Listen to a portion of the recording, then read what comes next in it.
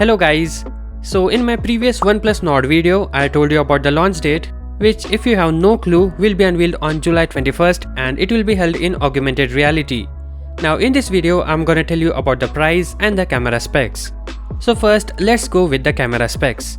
According to a report by Android Central and from various other leaks, the Oneplus Nord will come with quad rear camera setup that will include 48 megapixel primary sensor, paired with an 8 megapixel wide-angle shooter, plus 5 megapixel macro shooter and a 2 megapixel sensor with a portrait lens.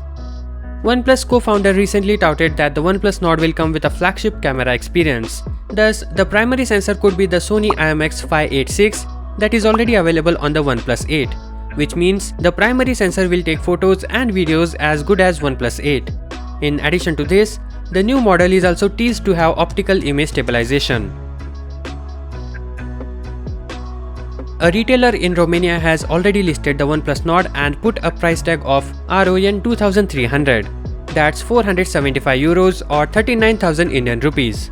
If we convert the listed price into US dollars, it comes to nearly $536, which is higher than OnePlus's earlier revelation of launching OnePlus Nord under $500. It is therefore unclear whether the price mentioned on the Romanian site is actual or just a placeholder. Anyways, we also have an idea of what the color options might be. OnePlus Nord documentary series included an ever so brief glimpse of what appears to be the upcoming OnePlus Nord colors. There is a bright blue, mint green, sober black and grey options. This grey option has already been teased by OnePlus and you might have already seen that. Now let me just quickly tell you about the rest of the specs.